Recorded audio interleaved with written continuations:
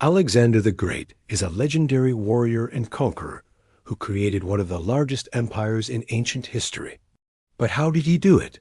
Well, part of it was this guy. This is Gaugamela, a general considered by many to be Alexander's greatest victory and the battle that made him master of the ancient world. Want to know what really happened here? Well, then stay tuned. Hey there, welcome to my channel. I'm your host. And today, we're off to ancient Mesopotamia to look at Gaugamela.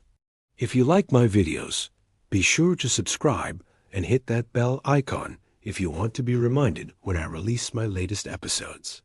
Alexander the Great came to power in 336 BC after the assassination of his father, Philip II of Macedon. He quickly put down a revolt in Thebes, then set his sights on the Achaemenid Empire, also known as the Persian Empire, which had been a thorn in the side of the Greeks for decades. The Achaemenid kings viewed the non-Persians with suspicion and ruled over their subjects with an iron fist. Things came to a head when the Persians invaded Greece in 335 BC. Though the Persian king, Darius III, was no match for the disciplined Macedonian phalanx, he managed to escape back to his empire, where he spent the next 2 years raising a massive army to crush the invaders. When Alexander heard about Darius' plans, he knew that he wouldn't be able to sit back and wait for the Persian king to come to him. The first meeting between the two armies took place at the river Granicus, where Darius' elite cavalry and war elephants easily smashed through the Macedonian center. But Alexander was able to rally his men and drive the Persians back. Both sides claimed victory, and Alexander pressed on towards Susa in Persia proper. He pillaged the countryside, secured allies, and prepared for the coming storm. Darius soon arrived and laid siege to the city of Tyre, but was unable to take it. Frustrated, he turned north to engage Alexander decisively. And for this, he chose the location of Gaugamela, near the modern Iraqi city of Mosul. There are multiple reasons why Darius chose this spot. Firstly, the terrain was mostly flat, open, and without trees, which favored his chariots and cavalry. Secondly, he expected Alexander to come straight for him, so the ground in front of his camp was relatively clear. And finally, the area was close to water, which was needed for both armies. In the end, Darius lined up his massive army in a crescent shape with his cavalry on the flanks and war elephants in the center. He hoped to use his numbers and his cavalry to outflank the Macedonians and destroy them. After looking over the battlefield, Alexander decided to attack directly through the middle of Darius' lines. It was a bold move, but he believed that he could create openings on the flanks by advancing at an angle. This would stretch the Persian lines and allow his cavalry to get behind the enemy before his charioteers and infantry could react. So he ordered his men forward. The Macedonian phalanx advanced toward the center of the Persian army, while the cavalry split the difference between the left and right flanks.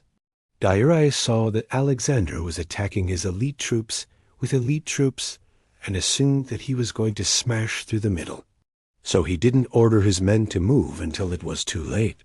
When the Macedonian phalanx reached the center of the Persian line, they threw their heavy spears and broke through.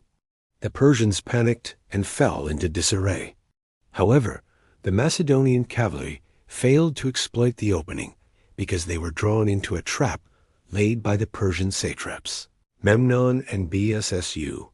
They thought that they had time to flank the Persian center, but it turned out that they had walked right into the waiting arms of the Persian cavalry. Now, Alexander was in danger. He was in the center of the Persian crescent, and he needed to get out. Otherwise, he risked being surrounded.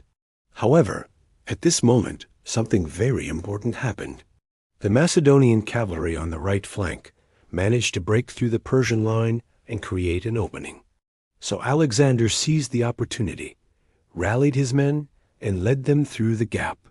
At this point, the battle was still hanging in the balance.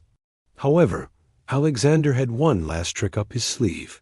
Just as the Macedonian infantry was breaking through the Persian center, he ordered his cavalry to make one final push directly at Darius. Remember, Darius was in the center of the Persian army, so it wasn't enough for Alexander to just break through the Persian lines. He needed to capture or kill the Persian king to end the fight. So he sent his cavalry hurtling like a battering ram right at Darius. Seeing the Macedonian cavalry charging directly at him, Darius panicked and fled on horseback. Alexander nearly captured him, but the Persian king escaped by the skin of his teeth. Seeing their king flee, the Persian army lost all hope and started to run away. The rest, as they say, is history. Darius managed to escape to Babylon, but he never really recovered from Gaugamela. Alexander pursued him all the way to the city of Persepolis, where Darius was eventually murdered by his own brother, Bessus, who then surrendered the city to Alexander. So with the capture of Babylon, Susa, and Persepolis, Alexander became master of the Persian Empire. But why is Gaugamela such a significant battle? What makes it different from all of Alexander's other battles? Well, the answer is strategy. You see, military tactics don't change all that often.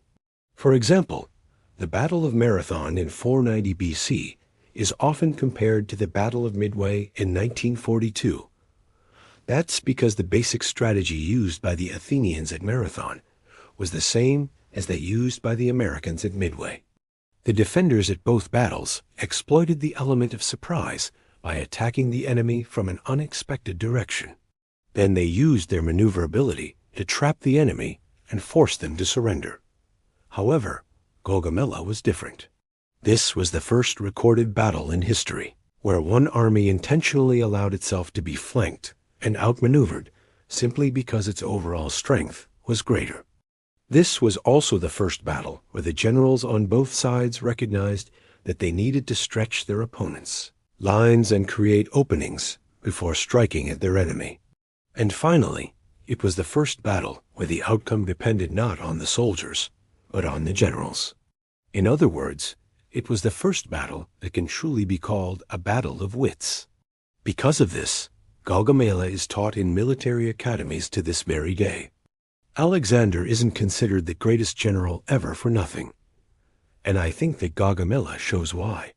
Sure, he had excellent troops and allies, but it was his intelligence and ability to adapt that made him a legend. What do you think? Do you agree that Gaugamela was Alexander's greatest victory?